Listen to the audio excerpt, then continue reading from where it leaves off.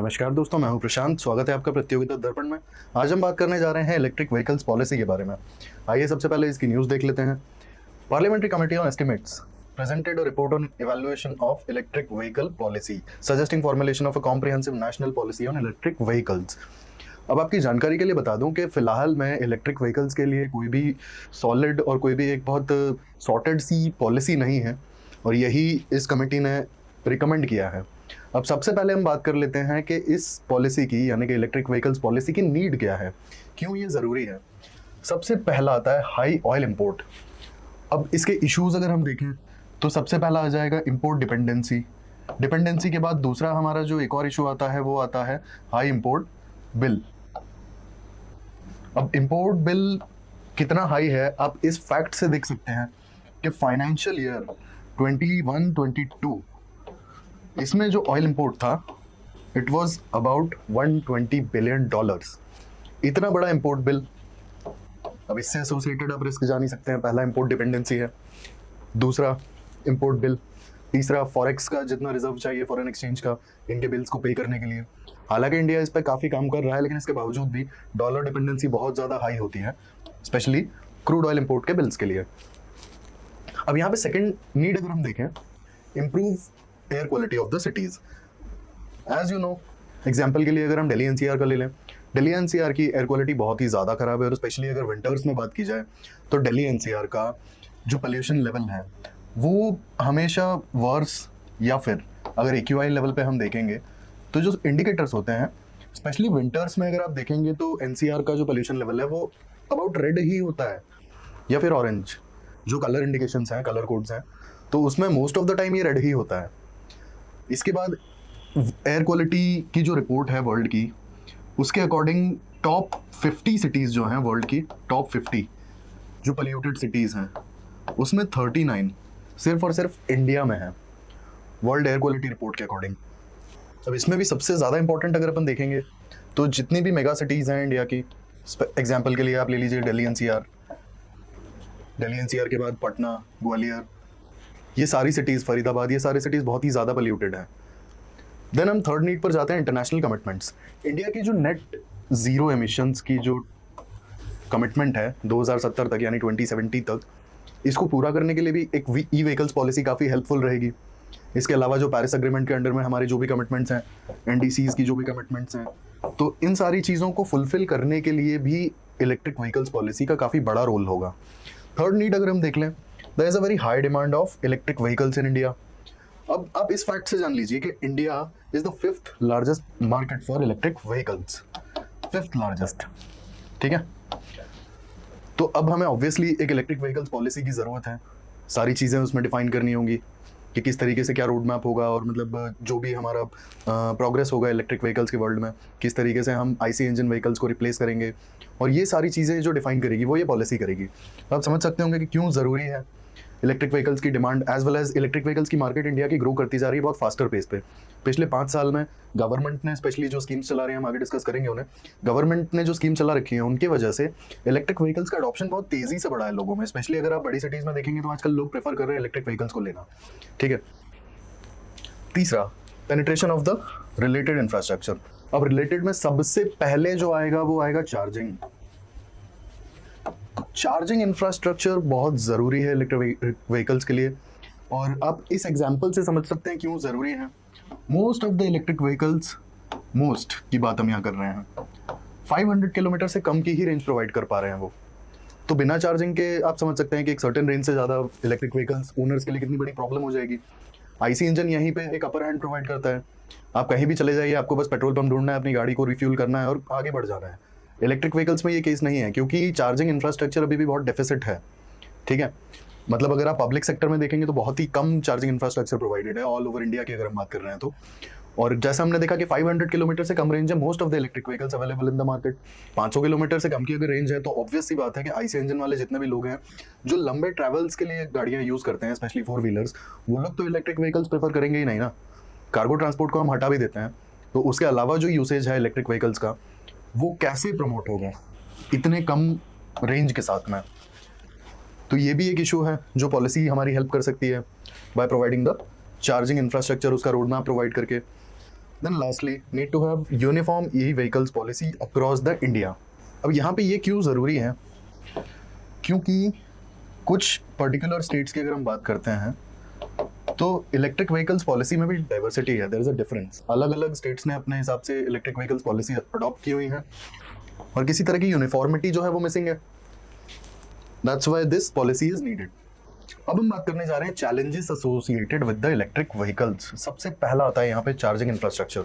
अब हमने बात की थी रेंज के ऊपर, हमने देखा कि most of the electric vehicles which are available in the market उनकी 500 किलोमीटर से कम रेंज है। अब जब इतनी कम रेंज है तो चार्जिंग इंफ्रास्ट्रक्चर एक बहुत बड़ा इशू है, और चार्जिंग इंफ्रास्ट्रक्चर अगर प्रॉपरली अवेलेबल नहीं होगा तो ई व्हीकल्स का पेनिट्रेशन जो है मार्केट में वो कैसे होगा। बड़े सिटीज़ में लोग ई व्हीकल्स खरीद सकते हैं क्योंकि चार्जिंग इंफ्रास्ट्रक्चर अवेलेबल है, लेकिन छोटे सिटीज़ का क्या, टीयर 2 सिटीज़ का क्या, वहाँ पे ये प्रॉब्लम हमेशा रहेगी, चार्जिंग इंफ्रास्ट्रक्चर की अवेलेबिलिटी नहीं है तो लोग ई व्हीकल्स प्रेफर ही नहीं करेंगे। तो ये एक बहुत बड़ा इशू है चार्जिंग इंफ्रास्ट्रक्चर का।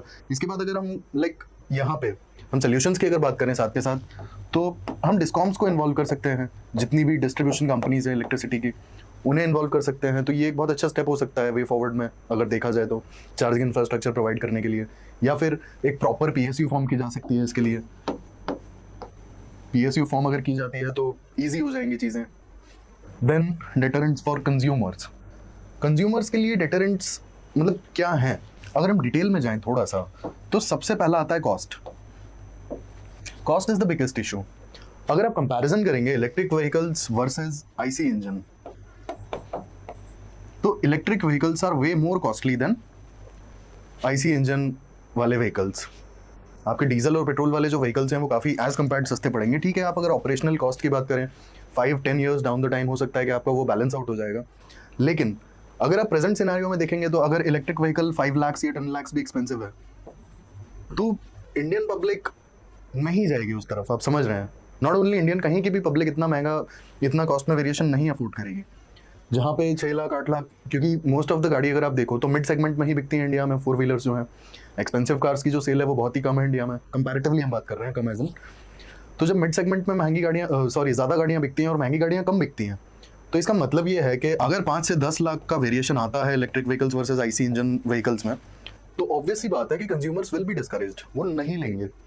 दूसरा अगर डेटरेंट की हम बात करें यहाँ पे, तो दूसरा डेटरेंट आता है charging infrastructure. Again charging infrastructure अगर अवेलेबल नहीं होगा, तो हमने रेंज पे बात की, it's like most of the vehicles are having less than 500 kilometres range. तो इस केस में ऑब्वियस सी बात है कि जो भी बंदा, जो भी मतलब इफ एनी पर्सन, अगर उन लोगों का नीड इतना ज़्यादा है कि वो डेली बेसिस पे 200-300 किलोमीटर्स ट्रैवल करते हैं और चार्जिंग का इशू रहता है या फिर इलेक्ट्रिसिटी का इशू रहता है, तो आप समझ सकते हैं कि ऑटोमेटिकली वो लोग डिस्करेज होंगे लेने के लिए और उनका इंटरेस्ट आएगा ही नहीं इलेक्ट्रिक व्हीकल्स को लेने के लिए। तो ये भी एक बहुत बड़ा डिटरेंट है। तीसरे डिटरेंट की अगर हम बात करें तो स्पेयर पार्ट्स का इशू आता है, क्योंकि अभी मार्केट ग्रोइंग है तो स्पेयर पार्ट्स बहुत ईजिली अवेलेबल नहीं है, ये भी एक इशू है। तो ये सारी चीज़ें हमने देखी डिटरेंट्स में। अब अगले चैलेंज की अगर हम बात करते हैं तो स्कार्स बैटरी टेक्नोलॉजी। जैसा कि हम जानते हैं कि इसमें लिथियम आयन बैटरी को यूज़ किया जाता है और हाल फिलहाल यही टेक्नोलॉजी यूज़ हो रही है लगभग हर जगह पर। अब यहाँ दूसरी बात की जाए तो बैटरी का जो कॉस्ट है वो एक सब्सटैंशियल कॉस्ट है टोटल इलेक्ट्रिक व्हीकल्स का, एज इन बैटरी बहुत ज़्यादा कॉस्ट करती है। अगर हम पूरे इलेक्ट्रिक व्हीकल के कॉस्ट की बात करें तो एक अच्छा खासा मोटा जो परसेंटेज है वो सिर्फ और सिर्फ इलेक्ट्रिक बैटरी के कॉस्ट में ही जाता है इलेक्ट्रिक व्हीकल्स के लिए। तो बैटरी टेक्नोलॉजी बहुत एफिशिएंट और लाइक एज कम्पेयर्ड अफोर्डेबल, इस तरीके की बैटरी टेक्नोलॉजी की ज़रूरत है। मैन्युफैक्चरिंग लिमिटेशंस की अगर हम बात करें तो स्पेशली अगर बैटरी को अगर हम यहाँ कंसिडर करते हैं तो India is almost import dependent for lithium ion. Lithium ion के लिए इंडिया इम्पोर्ट डिपेंडेंट है, लोकल प्रोडक्शन ऑलमोस्ट नेग्लिजिबल है। यहाँ पे जो मेजर इम्पोर्ट आता है वो चाइना से आता है, ऑस्ट्रेलिया से आता है, एंड जो लिथियम ट्राइंगल की जो कंट्रीज़ है, South American countries ABC, Argentina, Bolivia and Chile, वहाँ से आता है। तो हम बेसिकली इन कंट्रीज़ पर डिपेंडेंट हैं। अब हमें अगर अपनी कंट्री में इलेक्ट्रिक व्हीकल्स को बढ़ाना है तो लिथियम आयन का या फिर हमें मतलब बैटरी टेक्नोलॉजी पे काम करना बहुत ज़रूरी हो जाता है। लिथियम आयन जो कि टोटली इम्पोर्ट डिपेंडेंट है इंडिया, इस केस में एक इशू हो सकता है। इंटरनेशनल जियोपॉलिटिक्स में इश्यूज आते रहते हैं, तो इसलिए इम्पोर्ट डिपेंडेंट होना it's not a good idea basically. ये एक मैन्युफैक्चरिंग लिमिटेशन है। दूसरा, फिलहाल काफ़ी सारे स्पेयर पार्ट्स या काफ़ी सारी चीज़ें फिलहाल इम्पोर्ट से ही आती हैं इंडिया में। एग्जाम्पल के लिए स्पेयर पार्ट्स या फिर इक्विपमेंट्स की हम बात करें जो मैन्युफैक्चरिंग में यूज़ होते हैं, तो वो सब इंपोर्ट डिपेंडेंट है इंडिया इन सारी चीज़ों के लिए। तो ये सारी बात की हमने मैन्युफैक्चरिंग लिमिटेशंस के ऊपर। देन स्क्रैपिंग पॉलिसी के ऊपर हम बात करें, scrapping policy as in e waste का जो रिसाइकलिंग है एट प्रेजेंट वो काफ़ी कम है, like less than 10% of the e waste is being recycled. तो 90% आप समझ सकते होंगे it ends up in landfills या फिर जो वेस्ट कलेक्टर्स हैं उनके पास।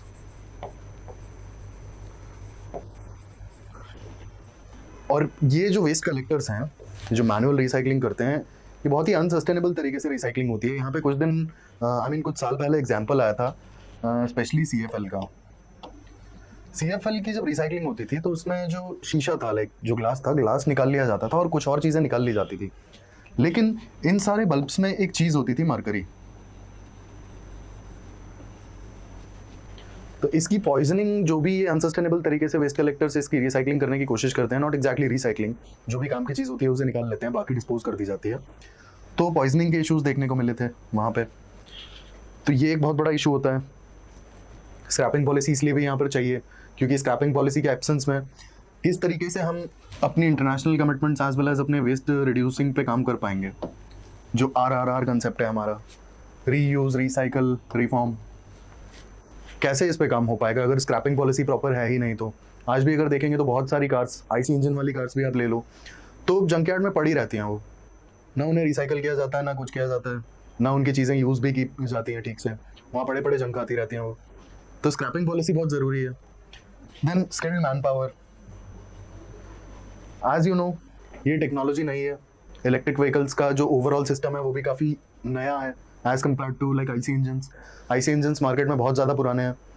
तो जो भी repair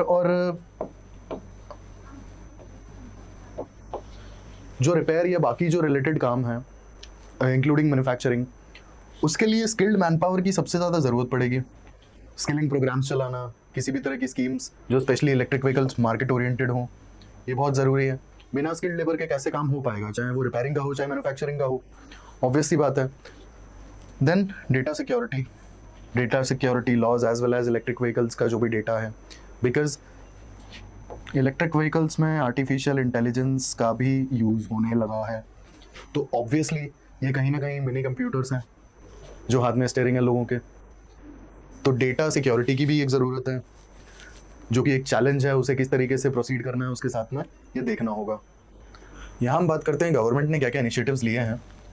national electric mobility mission plan for electric vehicles penetration, उनका यूसेज बढ़ाना और किस तरीके से जो फ्लीट है उसे ट्रांसफॉर्म किया जा सकता है और IC इंजन को रिप्लेस किया जा सकता है।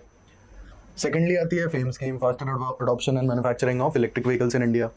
यहाँ पे manufacturing as well as purchase दोनों के लिए गवर्नमेंट इंसेंटिव्स प्रोवाइड करती है। तीसरे की अगर हम बात करें तो GST रिस्ट्रक्चरिंग। अब GST electric vehicles as well as charging infra, government ने इसे लोअर स्लैब में रखा है जिससे कि इन्हें प्रमोट किया जा सके। Next scheme is production linked incentive.